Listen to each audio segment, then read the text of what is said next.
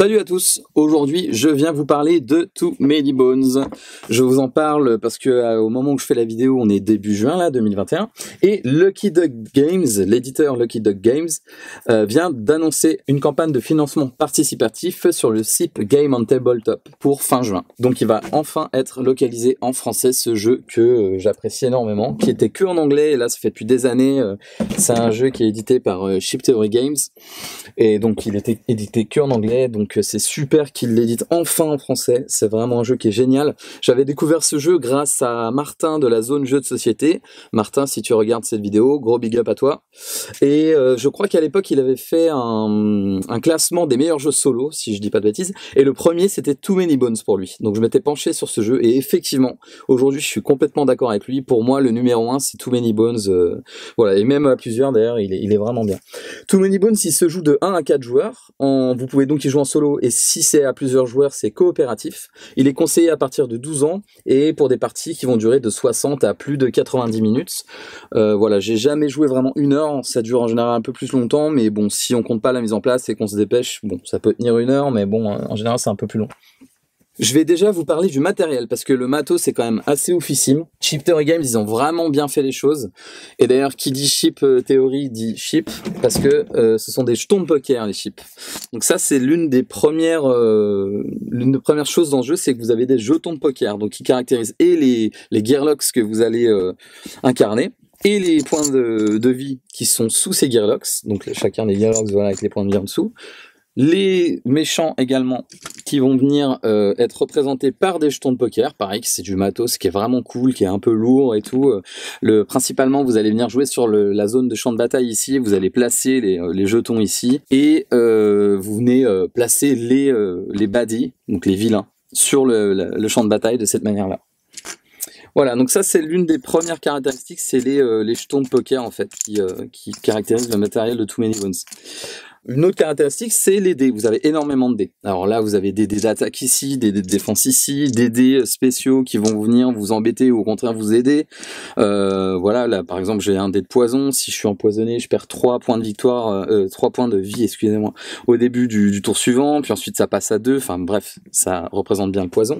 Vous avez des dés pour débloquer des coffres que vous allez pouvoir gagner durant la partie.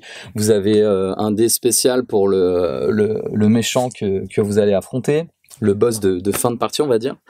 Des dés pareil pour sur les champs de bataille, pour savoir qui va attaquer en premier ou pas, etc. Donc là il y a énormément de dés, et aussi, ça c'est sur le côté là, on le voit pas forcément très bien, chaque personnage a un set de dés que vous allez pouvoir débloquer.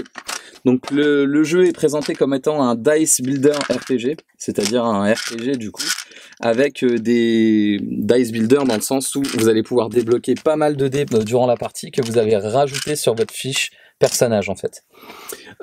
Ici vous avez 4 dés qui vont venir se placer en haut à gauche de votre fiche personnage. Vous voyez que de base j'ai des points de vie, par exemple Patches là est à 5 points de vie, il a une attaque de 1, une défense de 1, et durant la partie vous allez pouvoir booster tout ça. Donc il y a 4 dés qui vont venir pouvoir se placer dans ces emplacements ici, 4 dés de base, et après 16 dés que vous allez pouvoir venir placer en bas à droite de la fiche de chaque personnage. Je vais faire un petit peu de place. Hop. Voilà, là vous voyez que vous avez 16 emplacements. C'est donc un RPG dans le sens où vous boostez votre personnage au fur et à mesure de la partie. Vous débloquez des nouvelles spécificités. Patches par exemple va pouvoir gagner de plus en plus de quoi se guérir ou guérir les gearlocks avec qui il se bat. Donc là on va pouvoir, durant la partie, si vous gagnez des combats, vous débloquez des points d'expérience qui vont vous servir à venir débloquer des dés qui en général restent jusqu'à la fin de la partie sur votre plateau, que vous allez pouvoir dont vous allez pouvoir vous servir durant le jeu. Voilà, ça c'est la deuxième chose au niveau du matériel. Troisième chose, comme vous pouvez le voir ici, vous avez pour les fiches personnages, pour là où on fait les combats, et optionnellement la map où vous avancez. Ça c'est optionnel, c'est pas forcément avec le jeu de base, on verra chez Lucky Duck ce qu'ils vont faire.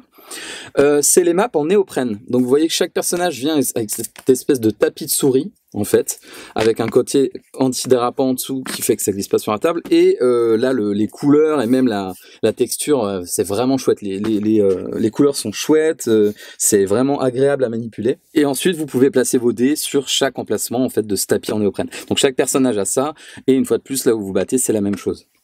Et enfin, dernière chose au niveau du matériel, c'est que tout est plastifié en ce qui concerne les cartes ou les fiches de personnage. Donc vous voyez là, Patches arrive avec sa fiche de personnage qui est plastifiée, c'est recto verso. Vous voyez qu'il y a quand même pas mal de texte à lire, c'est pour ça que au niveau de l'anglais, bon, c'est cool de lier l'utile à l'agréable et de travailler son anglais en jouant, mais des fois, c'est vrai que quand on est dans la partie, qu'on aimerait pouvoir avancer, qu'on comprend pas tout, si les joueurs ne parlent pas forcément énormément anglais, ça peut être handicapant. Et tout est plastifié du coup pour en revenir au matériel. Vous voyez, donc ça c'est vraiment de la balle. C'est-à-dire si vous faites tomber un café ou je ne sais quel jus dessus, c'est pas du tout esquinté. Et toutes les cartes c'est exactement la même chose. Tout est plastifié. Donc là c'est pareil, les cartes que vous piochez, déjà quand vous les mélangez, ça vient pas se corner. Et puis pareil, si vous renversez quelque chose dessus, il n'y a aucun problème. Ça peut se nettoyer si besoin est, si c'est un peu sale. Enfin, au niveau du matos, franchement, Chipter Games, ils ont fait un truc de ouf, quoi. Voilà, j'ai arrangé tout ça. Je crois que j'ai parlé, je fais un petit peu le tour, grosso modo, au niveau du matériel. Et maintenant, je vais vous expliquer un petit peu le principe du jeu. Donc le principe de Too Many Bones, vous incarnez des Gearlocks de 1 à 4 joueurs du coup, donc un Gearlocks pour un joueur, 4 jusqu'à 4 personnes.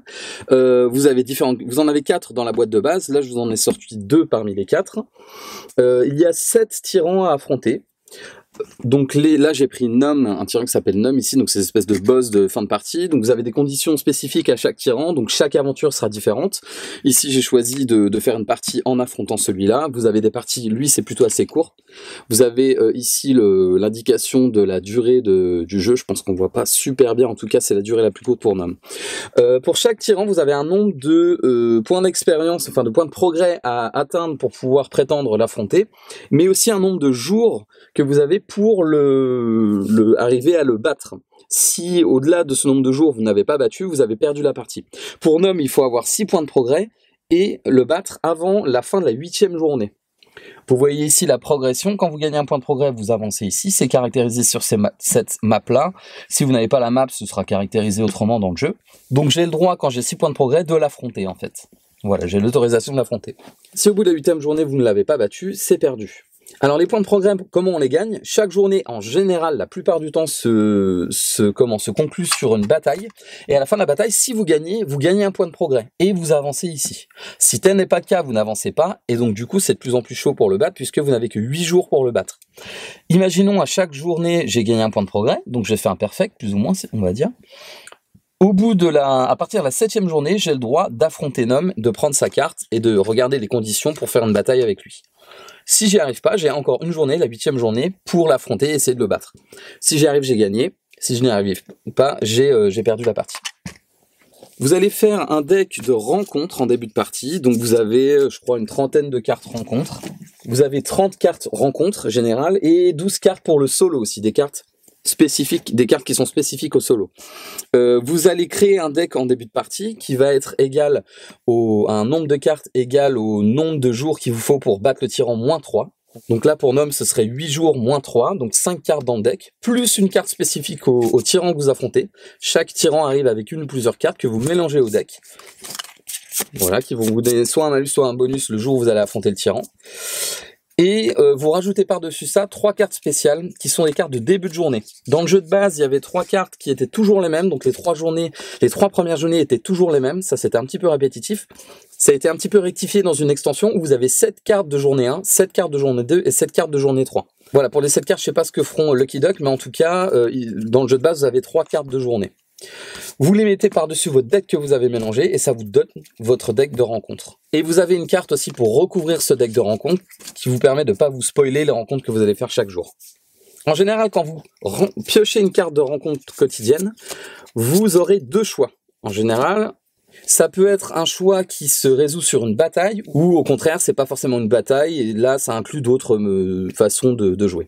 Là, par exemple, si je choisis cette option, c'est une bataille. Là, ce n'en serait pas une. Vous avez des cartes où vous n'avez pas le choix. Il faudra forcément vous battre, mais vous aurez 2 choix différents. Alors, les choix que vous faites, par exemple, ici, sur cette carte, le deuxième choix sera plus compliqué. Ça inclut des choses plus compliquées, mais vous gagnez plus de points d'expérience, qui vous permettent de débloquer plus de choses au niveau des dés sur chaque Gearlock. Vous serez aussi amené à débloquer des butins, donc à gagner des cartes de trésors que vous retournez tout de suite et qui vous donnent des choses pendant la partie. Il y en a certaines qui sont à usage unique, où vous pouvez que vous en servir quelques fois et après c'est acheté. Et d'autres un peu plus compliquées avec des trove loots, où là, entre chaque rencontre, chaque journée de rencontre, vous serez amené avec des dés à essayer d'ouvrir le coffre que vous avez trouvé, en faisant certaines tentatives. Et si vous y arrivez, vous avez le droit d'utiliser le coffre que vous avez trouvé. Je crois qu'en tout, dans le jeu, il y a à peu près 136 dés. Vous serez donc amené à entre 2 journées à débloquer des dés pour votre personnage pour le rendre plus fort en fait, pour le reste de l'aventure. Chacun des Gearlock a 21 dés personnels. Du coup, vous avez pas mal d'options d'évolution et pas mal d'options aussi au niveau des cartes de rencontre et tout. Donc vous avez vraiment beaucoup de rejouabilité dans le jeu. Voilà, ça conclut cette présentation de Too Many Bones. Et si vous voulez en savoir un petit peu plus, j'expliquerai les règles dans une autre vidéo.